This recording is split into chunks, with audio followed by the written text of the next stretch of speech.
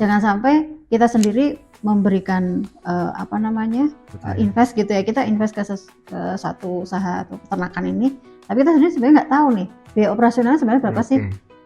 Jangan-jangan kita over budget ya kan, atau jangan-jangan kita itu sebenarnya sistem monitoring yang harus dilakukan oleh owner ini harus dilakukan. Hampir semua bisnis kan sama, semua owner tetap akan melakukan monitoring, entah bagaimanapun caranya seperti itu. Entah dia itu datang ke lokasi langsung ataukah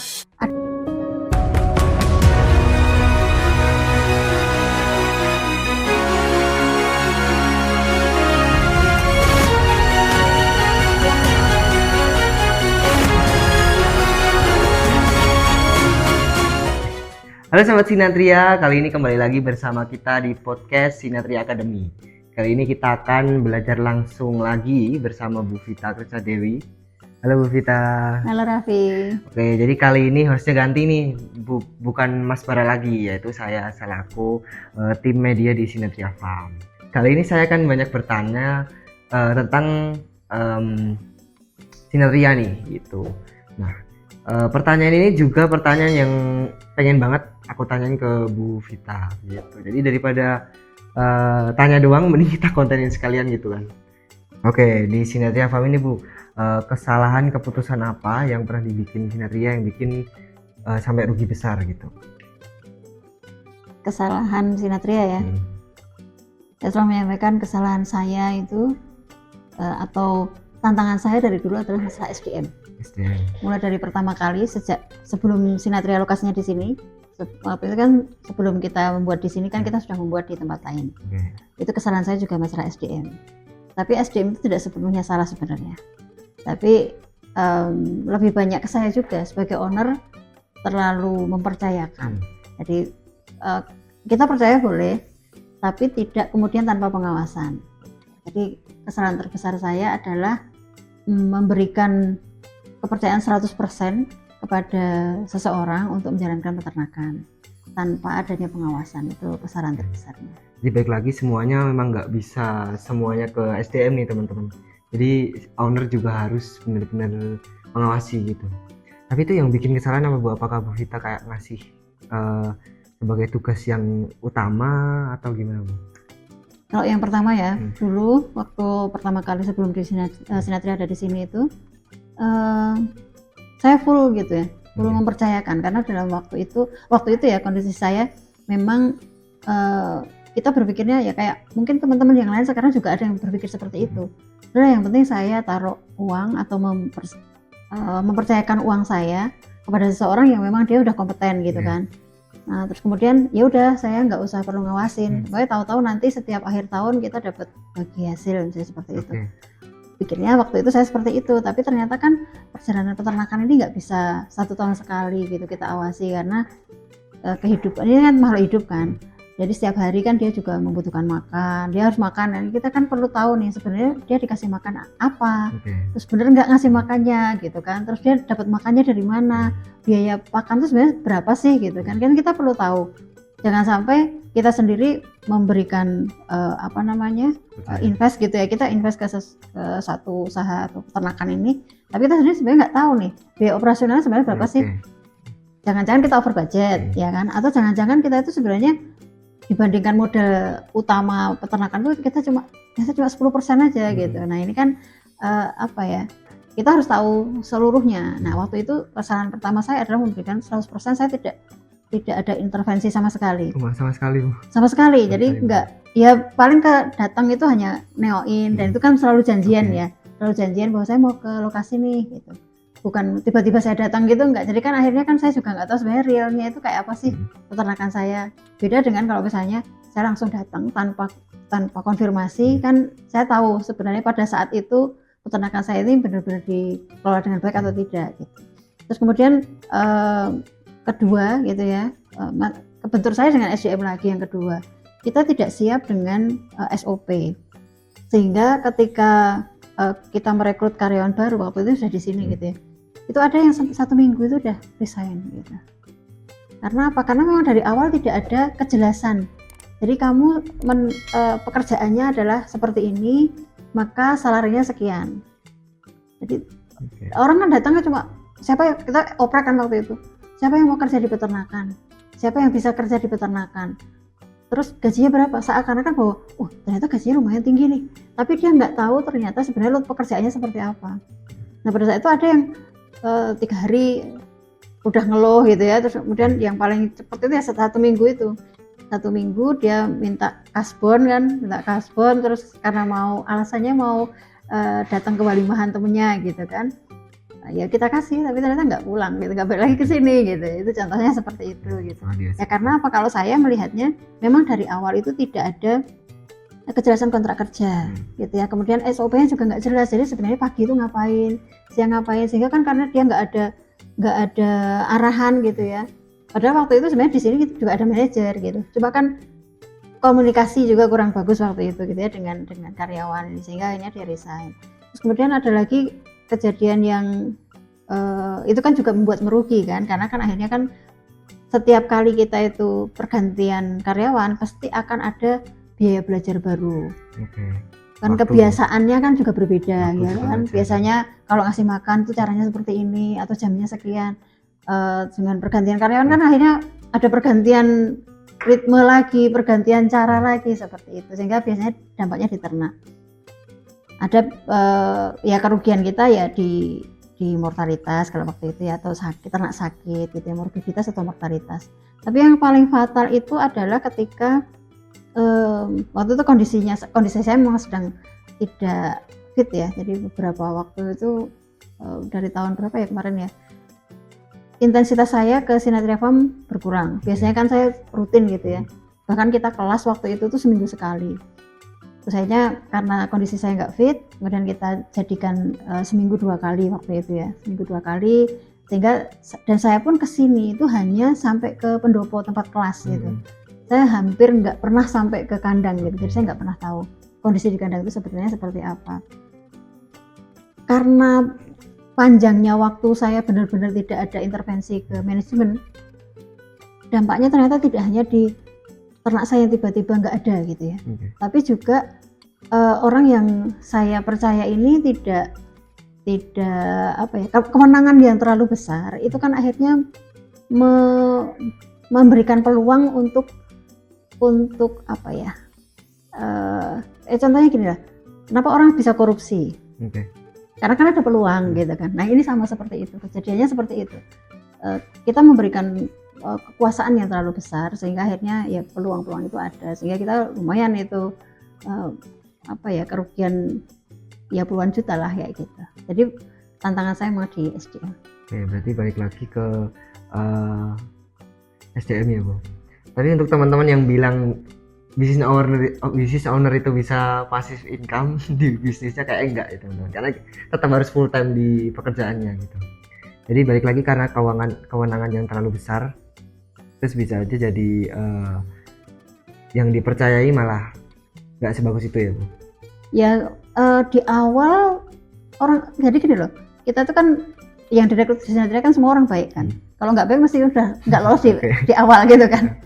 Tapi karena dalam perjalanan ini orang yang baik sekalipun, ketika kita memang tidak membuat sistem yang baik, ada pengawasan juga, monitoring dan sebagainya, itu kan hanya mungkin awalnya ya sedikit gitu, tapi lama-lama kan jadi ternyata nggak apa-apa kok, agak lebar lagi, terus kemudian mungkin bisa jadi ya seseorang tidak tiba-tiba gitu ya, tidak tiba-tiba kemudian dia langsung melakukan korupsi misalnya kayak gitu.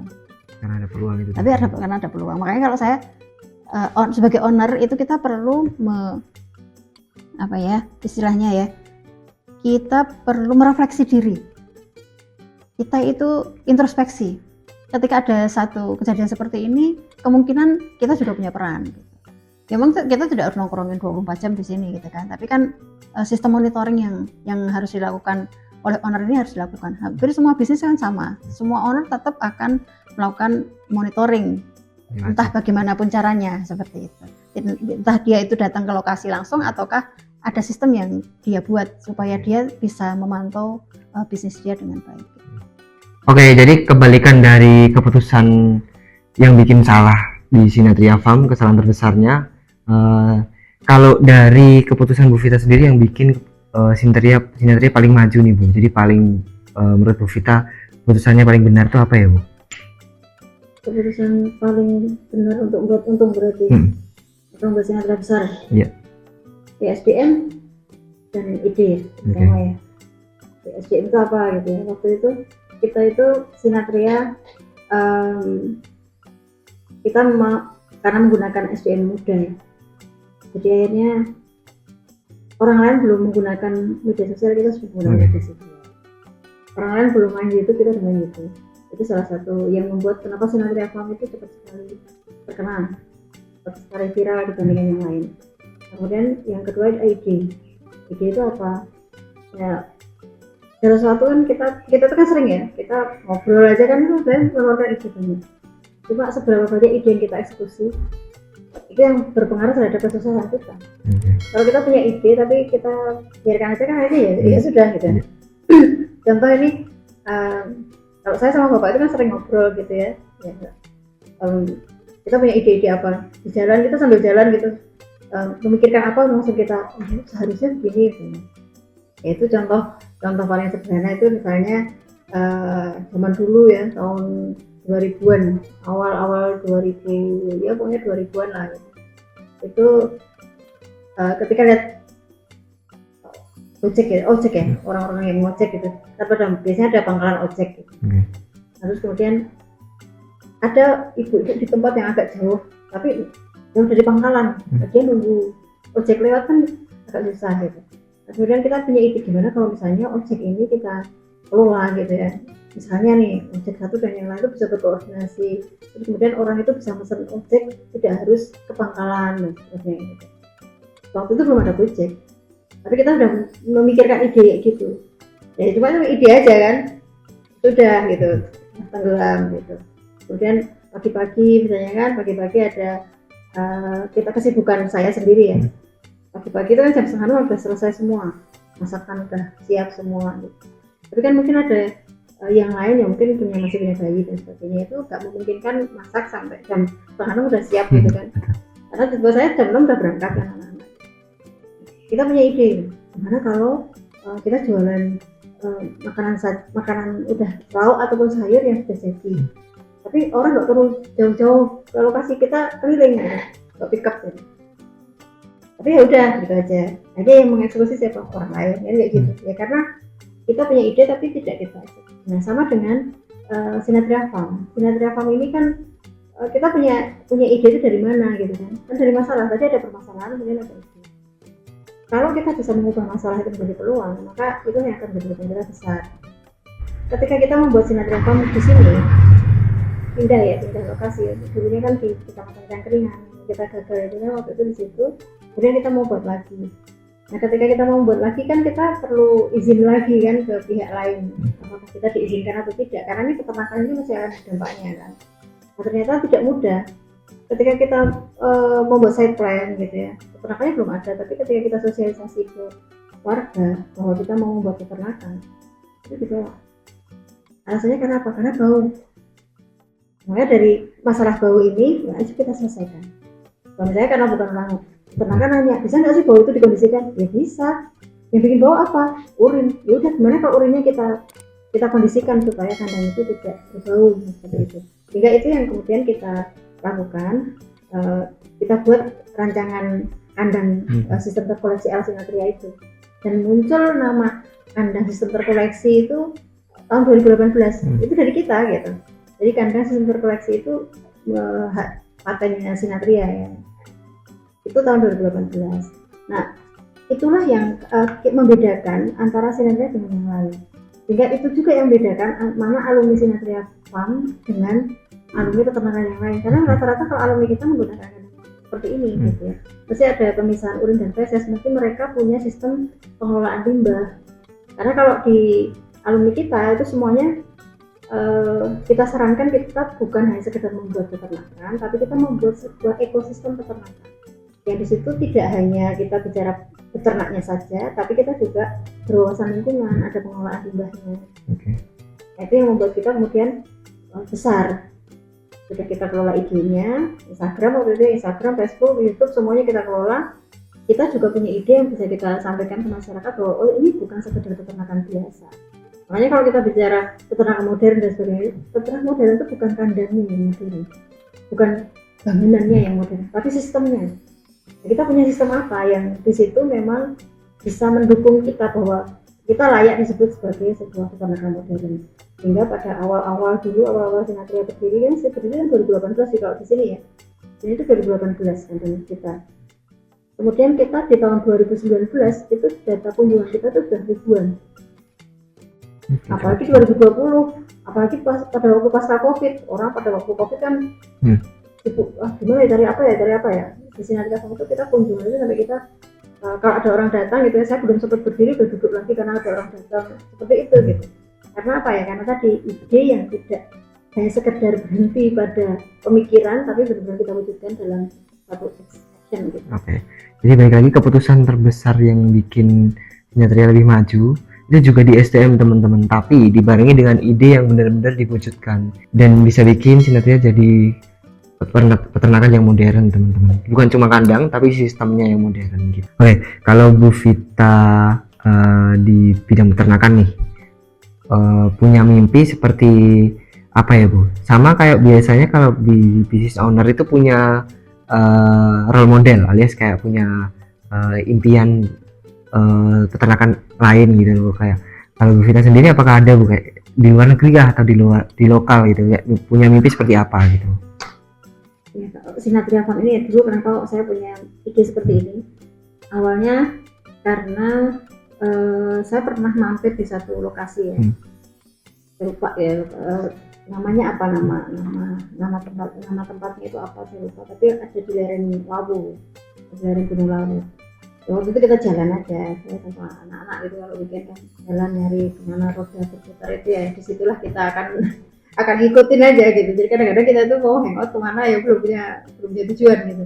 Lalu kita mampir ke situ, terus kemudian awalnya mau makan aja gitu, mau makan gitu di sini kan. Paling bawah itu resto, nanti semakin ke atas itu ada apa namanya, mereka punya wahana-wahana, ada pertanian modernnya, kemudian ada ya pertanian lah pokoknya gitu ya, tapi greenhouse maksud saya, greenhouse aja. Nah terus kemudian ada peternakan ayamnya, ada ikannya, ada kemudian sampai kuda gitu ya. Kemudian saya tanya total areanya berapa, 8 hektar gitu. Terus saya kemudian, kenapa kok kita nggak bikin kayak gitu juga gitu. Jadi bikin gitu kan. Nah, tapi saya nggak mau berhenti pada pemikiran tadi ya, makanya waktu itu saya bilang, yaudah idenya diwujudkan di proposal coba seperti apa dituliskan gitu. Kemudian saya membuat ide itu, gitu. Membuat semacam integrated farming gitu. Tapi tidak hanya seperti itu, tapi saya pengen ini benar-benar yang modern gitu. Bukan hanya sekedar kalau di sana kan ya udah peternakan biasa gitu, domba berapa ekor, sapi berapa ekor, ya karena memang targetnya kalau itu kan wisata. Sementara kalau saya bukan sekedar wisata, tapi benar-benar integrated gitu. Jadi sistem pertanian peternakan yang terpadu, yang memang di situ kita membuat satu siklus gitu ya, siklus rantai yang tidak terputus antara pertanian dengan peternakan. Oke, jadi impian Sinatria tuh menggabungkan dari edukasi tadi, pertanian sama peternakan nih teman-teman. Jadi kayak biar rantainya tidak ada putusnya, jadi terus berkelanjutan teman-teman. Oke, kalau misalkan ada mesin waktu nih Bu, kalau misalkan Bu Vita balik ke zaman awal Sinatria berdiri dengan ilmu yang sekarang Bu, tapi balik lagi ke zaman Sinatria berdiri nih Bu. Jadi apa keputusan yang akan dibuat sama Bu Vita? Jadi misalkan ya apakah cari SDM tadi yang terbaik atau gimana Bu? Karena saya waktu itu tidak pernah membuat sebuah roadmap ya. Waktu itu kan saya tidak buat roadmap, saya cuma punya mimpi besar tapi saya tidak punya roadmap. Maka yang akan saya lakukan pertama adalah saya mencari partner atau SDM yang memang dia punya visi yang sama, punya mimpi yang sama dengan saya, bisa berjalan bersama dengan saya dan mewujudkan mimpi ini gitu. Jadi kita tidak hanya sekedar, kebanyakan owner ini kan kalau mau membuat peternakan dari SDM itu kan udah yang penting dia mau kerja. Kalau kita melihara cuma sekedar ya sekitar 5 ekor atau maksimal 10 ekor lah, itu itu bisa aja. Oke. Tapi kalau kita memang pengen punya peternakan dengan skala industri atau minimal UMKM lah. UMKM itu kan ya kisaran di sekitar 200-an ya, 200 ekor, 100-200 ekor. Itu kan sudah di usaha kecil gitu kan. Nah, kalau memang mau targetnya seperti itu, kita nggak bisa hanya sekedar mencari orang yang mau bekerja, tapi dia orang yang memang SDM yang memang kompeten. Nah, dengan SDM yang kompeten ini nanti kita bisa membuat roadmap yang lebih baik. Kita bahkan bisa merumuskan SOP yang ideal untuk bisnis kita. Oke, berarti balik lagi ke SDM nih teman-teman. Jadi dari obrolan awal tadi, SDM juga berpengaruh di bagian kesalahan terbesar nih teman-teman. Sama keputusan paling baik juga di SDM gitu. Sama kalau dari Bu Vita, kalau balik lagi ke zaman awal Sinatria berdiri, itu yang paling dicari malah SDM lagi teman-teman. Jadi SDM itu sangat berpengaruh di bisnis ya teman-teman. Oke, kalau pertanyaan lain Ibu, kalau misalkan Bu Vita disuruh coba bisnis lain gitu dengan ilmu yang sekarang dan pengalaman yang sekarang, jadi menurut Bu Vita sendiri bisnis lain yang akan dicoba Bu Vita itu apa ya? Saat ini membesarkan Sinatria aja. Okay. Dengan Sinatria yang awalnya kita hanya bergerak di peternakan, kemudian sekarang kan kita sudah mau nambah unit usaha, tidak hanya di produksi ternaknya, tapi juga di pasca panennya, kita juga ada pengelolaan limbahnya. Nah itu semuanya kita besarkan, tapi levelnya benar-benar level yang industri. Oke. Jadi teman-teman balik lagi nih. Jadi ternyata bisnis owner itu memang benar-benar harus fokus di satu bidang. Tapi kayak untuk bisnis yang bercabangnya itu boleh. Jadi kayak apa namanya? Sinatria juga ada Sinatria Food, Sinatria Crew yang di bidang pupuk ya teman-teman. Jadi balik lagi kalau ditanya mau coba bisnis lain tuh ternyata nggak ada perlu kita. Tapi kalau bisnis yang berkaitan dengan Sinatria tuh masih nggak apa-apa teman-teman. Oke, mungkin sekian ya Bu untuk obrolan di podcast kali ini. Oke, sekian juga teman-teman, dadah. Jangan lupa like, comment, dan subscribe.